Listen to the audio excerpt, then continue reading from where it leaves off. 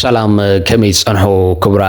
كبران تاتلتنا نساعات حزنا لكم زلنا حدشتن وانا معبالتات نخون نتكاتلو بخبر بمعدام بفلما نغندرست زيناتاتنا باهم كنبل لعلي حدا مليون عزيو سلطنا نتعاتقنا نطار ابي زواغا سراويت كم زلو يقلص اللهم اب كلن زوباتات زركب حزباو بوليس تግራይ ድማ ጽሎ ሓይል መኸተ ኮይኑ ክዘልቕ ዘርእዮ ዘሎ ሞራላዊ ድልውነት ልዕልዩ ክብሉ ኮሚሽነር ጀነራል ትግራይ ገሊጾም ኣለዉ በፈለማ ሒጅና የለና ስርዓት ብልጽግና ብቐጻልነት ኣብ ዞባ ምዕራብ ትግራይ ብዝኽተሎ ዘሎ ፖሊስ ጽንታ ተጋሩ ሕዝቡን ኣብ መገዛ ዓዶምን መረበቶምን ከም ካልኣይ ዜጋ ተቆፂሮም ብዘይ ምቁራጽ ይሳቀይሎ ተባሂሉ ኢትዮጵያ ድማ ብናይ ጎረቤት ሃገር ድሮናት ድብደብ ከም ዘላ ብዝግለጸሉ ዘሎ እዋን ዶክተር ደብረጽዮን ኣብ ወንበር ጽምደን ትኸውን ዘመነ ካሴውን ስልጣን ከም ዝተዋሃቦ ይግለጽ ኣሎ ናይ ዝብሉን ካልኦትን ምዕባለታት ሒዝናልና ንኽትከታተሉ ብኽብሪ ንዕደም ሕዚ ናብ ዝርዝራቶም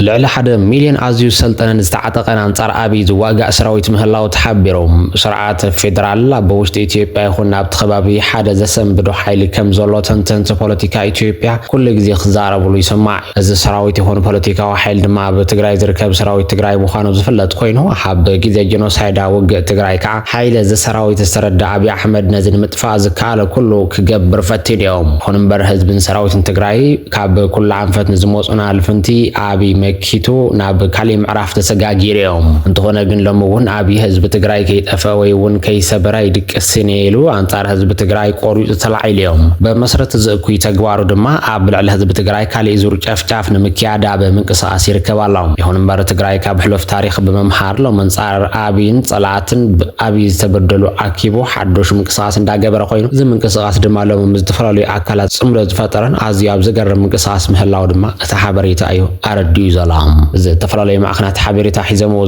زلو زيناتات كم زملختو تግራይ ዘላቶ ጽምዶ ዝበሃል ናይ ምሕዝነት ሓይሊ ልዕሊ 1 ሚልዮን ሰራዊት ሞናኑ ዝተገለጸ ኮይኑ እዚ ጽምዶ ካብ ኤርትራ ትግራይ ንምሓራን ከምኡውን ኣብ ውሽጢ ኢትዮጵያ ዝንቀሳቐሱ ሓይልታት ብጥንቃቐን ብዝለዓለ ብቕዓትን ስልጠን ወታደራትን ናብ 1 ሚልዮን ልዕሊ ክብል ከም ዝተገበረ ይዝንገር ዘሎም በመሰረት እዚ ድማ በዚ ጉዳይ ትግራይ ሰዓሪት ኮይና ዘላ ተባሂሉ ብስፍሓት ይንገር ኣብ ዘሎ እዋን ዋና ዓላማ ሓይልታት ጽምዶ ድማ ብልዕሊ أبي سجوم توسيدو فتحين حزب تجراي نمركابن أبي تيبي حدو سرعة متكالن زعلم أيهم مس زين زي بتحاز حبريتها كم زفلت أدمع أبوم برتس أمرح وحد كوينو بقولك أسب دمع دكتور دبرتين قبل ميكائيل ومخانو استحبرن حدا كابل علوي عمرار حافانو زمن كاسي دمع مهتل دكتور دبرتين مخانو زين قرل زلام حب أونك شينيز خون جال مرود ما صحافة أمرو خوينو خونبر مسحوحات خوينو وانا جمارة أمرو زخون منجس يرترا بمسرتنا يوص حاجر مستناي مخانو علاو زخونه سلطان يرخبن زلام زي دما بسمع كلهم اكلات كوينو زكايدوم قالسي اب غون حزب تግራይ كوينو كم زقصلي تفليت زلا ات 1 مليون سراويتون كاب ኤርትራ ونس تخاتته كم زخونه بسنفحات زنجر زلام እዚ حبريታት ዝበጽح መንግስት ኢትዮጵያ ድማ ብላዕሊ ሕወሓትን ሻዕቢያን ተደጋጋም ናይ ጽለ ፕሮፓጋንዳ እንዳሰርሐ ኮይኑ ካብ ወታደራን ኣዘዝቲ ብርሃኑ ጁላ ጀሚሩ ክሳብ አብይ አሕመድ ድማ ሚዲያታት ታገር ተጠቂሞም ኣብ ናይ ዓቅሊ ጽበ ዝመስል ጽልኢ ኣብ ልዕሊ ተጋሩን ናይ ሓሶት ፕሮፓጋንዳ جمير معلوم زد ما فيدرالو سرعات حيزو زلو بلصقنا ازياب فتاني كونت كم زلو زملاختي كبلو منجتات يحبروم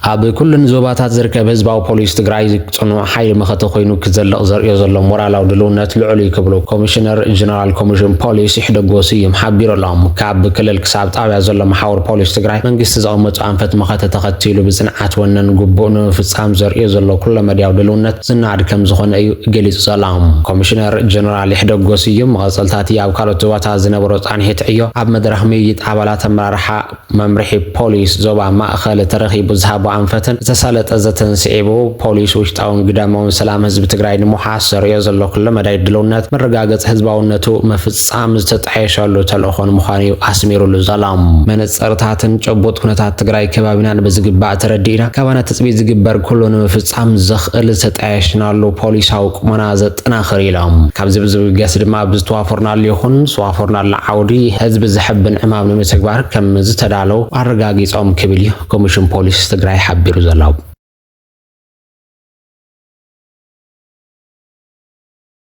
ስርዓት ብልጽግና በቀጻልነት ኣብ ዞባ ምዕራብ ትግራይ ብዝኽተሎ ዘሎ ፖሊሲ ጽንታ ተጋሩ ሕዝውን ኣብ መገዛ ዓዶም መረበቶምን ከም ካልኣይ ደረጃ ዜጋታት ተቆፂሮም ብዘይምቁራጽ ይሳቀየሎም ቅድሚ ሰሙናት ኮሚሽን ፖሊስ ብሄራዊ ክልላዊ መንግስቲ ኣምሓራ መቐጸልታ ጽንታት ትግራይ ዝኾነ መምርሒ ምውራድ ስዒቡ ተጋሩ ሕዝውን ኣብ መገዛ ዓዶም ከቢድን ሓደገኛን ሓደጋን ጽላልዩ ከም ዘሎ ተገሊጾም እቲ ብኮሚሽን ፖሊስ ብሄራዊ ክልላዊ መንግስቲ ኣምሓራ ዝተዘርግሐ መምርሒ ስርዓት ብልጽግና ኣብ ልዕሊ ተጋሩ ዘንጽላልወ ከቢድ ሓደገኛ ውሳነ ስዒቡ ኣብ ልዕሊ ተጋሩ በቀጻልነት ከቢድ ገበናት ይፍጸም ከም ዘሎ ብፍሉይ ድማ ኣብ ልዕሊ ምንቅስቃሶም ተጋሩ ዝተፈላለዩ ገደባት ይፍጸሞም ከም ዘሎ ብኩሎም መዳይ ምንቅስቃሳት ብከቢድ ይድርትዎ ከም ዘሎ ተሓቢሮም ነዚ ስዒቡ ከቢድ ስጉምቲ ጽንታ ከይፍጽሙ ዓብይ ስጋት ዝፈጠረሎም ብርክት ዝበሉ ወገናት ድማ ይገልጹሎም ስርዓት ብልጽግና ዝወሰነ ውሳነ ብመምርሒ ኮሚሽን ፖሊስ ኣምሓራ ኣቢሉ 30 ሓምለ 2018 ዓ.ም ናብ መምርሒ ዞባ ፖሊስ ወልቃይት ጸገዴ ኢሉ ኣብ ዝለኣኾ ደብዳቤ ኣብ ልዕሊ ተጋሩ ጽንዕ ክትትል ክግበር ከም ዝግባእ ዝተገለጸ ዛዕባ ስዒቡ ኣብ ልዕሊ ኣብ ዞባ ምዕራብ ትግራይ ዝርከቡ ተጋሩ ስራሕቲ ምጽራይን ምቁጽጻርን ክስራሕ ዝገልጽ እዮም ብመሰረት እቲ ደብዳቤ ብዞባ ምዕራብ ትግራይ ዘለዉ ተወለድቲ ትግራይ ካብ ትግራይን ካልኦት ብሄራትን ዝተወልዱ ቅድሚ ሕዚ ኣመራርሓን ደገፍትን ሕወሓት ዝነበሩ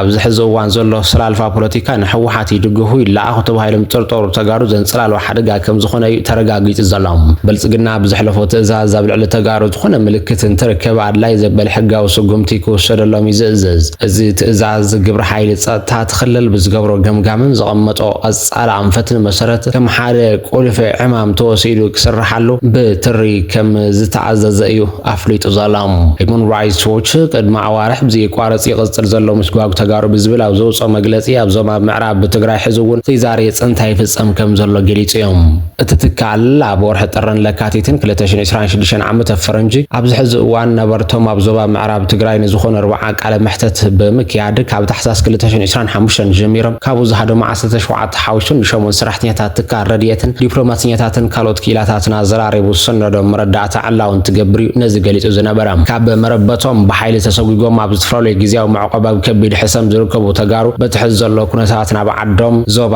ምዕራብ መምላስ ውሑስ ክኸውን ከም ዘይከኣል እውን ማሕበረሰብ ዓለም ድምፁ ከስምዕ ከም ዝግባእ ኣመልኪቱ ነይሩ እዮም ኣብ ምዕራብ ትግራይ ሕዚ እውን እቶም ገዚፍ ግሰ ሰብኣዊ ምስላት ዝፈጸሙ ሰባት ኣብ ስልጣን እዮም ዘለዉ ዝበለ ሁማን ራይትስ ዎች በዚ ድማ እቶም ካብ ዓዶም ብሓይሊ ዝተሰጎጉ ውሑስ ብዝኾነ ኣገባብ ክምለሱ ከም ዘይኽእሉ እቲ ጸብጻብ ጠቒሱ እዮም ሕዚ እውን ኣብ ዞባ ምዕራብ ትግራይ ዝርከቡ ሰበስልጣናት ኣብ ልዕሊ ተጋሩ ብቐጻልነት ምጽራግ ዓልየት ይፍጽሙ ኣለዉ ምስዋር ጅምላዊ ማእሰርትን ብፍሉይ ንተጋሩ ኣብ ምንቅስቓሶም ስራሕን ተበጻሕነት ግልጋሎት ዝተፈላለዩ ገደባት ይፍጸሞም ከም ዘሎ ኣብ ኩሎ መዳያዊ ምንቅስቓስ ብከቢድ ይድርትዎ ኣለዉ ኢሎም ማሕበረሰብ ዓለም ተጋሩ ኣብ መገዛ ዓዶም መረበቶምን ከም ካልኣይ ደረጃ ዜጋታት ተቆፂሮም ይፍጸም ዘሎ ገበንን ኣተሓዛን ርእዩ ከም ዘይረኣየ ሸለል ምባሉ እቲ ጉዳይ ንኽጋደድ ከም ዝገብሮ እዩ ኣረዲዩ ዘሎ ኢትዮጵያ ብናይ ጎረቤት ሃገር ድሮናት ትድብደብ ከም ዘላ ተሓቢሮም ማእኸናት ዜና ቀርኒ ኣፍሪቃ ሒዘን ዝወፀ ሓበሬታ ድማ ሱዳን ኣብ ደቡብ ሱዳንን ኢትዮጵያን መጥቃዕቲ የካይድ ከም ዘሎ ተፈሊጦም እቲ ኣብ ደቡብ ኢትዮጵያ ዝተኻየደ መጥቃዕቲ ብሓይሊ ኣየር ሰራዊት ሱዳን ይፍጸም ከም ዘሎ ተንፈልፍላት ሓቢረን ኣለዋም ስርዓት ኣብይ ኣሕመድ ንዓማጺ ሓይሊ ሱዳን ኣብ ከባቢ ቤንሻንጉል ጉሙዝ ወታደራዊ ስፍራ ምሃቡ ስዒቡ ኣብ ደቡባት ሱዳንን ኢትዮጵያን ተደጋጋሚ መጥቃዕቲ ይፍጸም ከም ዘሎ ተፈሊጦም ቅድም ኢሉ ካብ ኢትዮጵያ ኣሶሳት በጊ ናብ ሱዳን ብድራዓት ምንቀሳቐስ ዝነበረ ጾራት ብሓይሊ ኣየር ሱዳን ተደብዲቡ ከም ዝዓነወ ክንገር ጸኒሑ ኣሎ ኣብዚ መጥቃዕቲ ብርክት ዝበላ ወታደራውያን ተሽከርከርቲ ከም ዝተቓጸላ እውን ሰራዊት ሱዳን ኣፍሊጡ እዮም ኣብይ ኣሕመድ ብመስመር መተማን ሑመራን ኣብ ልዕሊ ሰራዊት ሱዳን መጥቃዕቲ ንምፍጻም ሓሲቡ እኳ እንተነበረ ብሓይልታት ፋኖን ሻዕብያን ስጋት ስለ ዝሓደሮ ክፍጽሞ ከም ዘይከኣለ ፍልፍላት ሓቢሮም ኣለዎም ብዘይ ምኽንያት ድማ ጠመተ ብመስመር ቤንሻንጉል ጉሙዝ ብምግባር ኣብ ኩናት ሱዳን ብቐጥታ ምስታፍ ቀጺሉ ኣሎ ልኡኽ ሕቡራት ኢሚራት ዓረብ ተቐቢሉ ቀርኒ ኣፍሪቃ ዝሕምስ ሓይሊ ብኣብይ ኣሕመድ ዝምራሕ ሓይሊ ከም ዝኾነቶም ፍልፍላት እናኸሰሱ ኮይኖም ሱዳን ብኣንፈት ቤንሻንጉል ጉሙዝ ንዝኽፈታ መጥቃዕቲ እኹል ግብረ መልሲ ከም እትህበሉ ቀዲማ ኣፍሊጣ እያ ደብዳቤ ሰራዊት ሱዳን ኣብ ግዛት ኢትዮጵያ ዝካየድ ዘሎ እንትኸውን ኣጽዋራት ቱርክን ሕቡራት ኢሚራት ዓረብን ጽዒነን ብግዛት ኢትዮጵያ ዝጓዓዛ ዝነበራ ድራዓት ኣብ ጉዕዞ እናሃለዋ ኣብ ጥቕሚ ወጻኢ ይኾና ከም ዘለዋ ተፈሊጦም እዚ ካብ ቱርክን ሕቡራት ኢሚራት ዓረብን ዝተላኣኸ ጽዋር ዓማጺ ሓይሊ ሱዳን ክጥቀም ክጥቀምሉ ተሓሲቡ እኳ እንተነበረ ኣብ ጉዕዞና ሃለዉ ናብ ሓሙሽቲ ይቕየር ከም ዘሎና ፀብፀባየን ዓማፅ ሓይሊ ሱዳን ካብ መሻርክቲ ሃገራት ብየመን ሶማልያ ኢትዮጵያን መስመራት ኣጽዋር የጓዓዝ ከም ፀንሐና ተፀብፀበ ፀንሐ እንትኸውን ሶማልያ ክልል ኣየራን ምድራዊ ግዛኣታን ከም ዝኣገደትን ግብፂ እውን ጥሒሰን ኣብ ልዕሊ ዝጓዓዛ ዝነበራ ነፈርቲ ሕቡራት ኢምረት ዓረብ ስጉምቲ ምውሳዳን እቲ ዓማፅ ሓይሊ ናይ ኣጽዋር ሓገዝ ክረክብ ዝኽእል ኣንፈት ብኢትዮጵያ ጥራይ ከም ዝኾነ ክግለጽ ጸኒሑ ኣሎ። ክቡራን ተኸታተልትና ሓበሬታታት ሰዓት በዚ ኸንቢትና ንሰናይ ምክትታልኩም ግን ከመስገና ይሓለፍናን ሰላም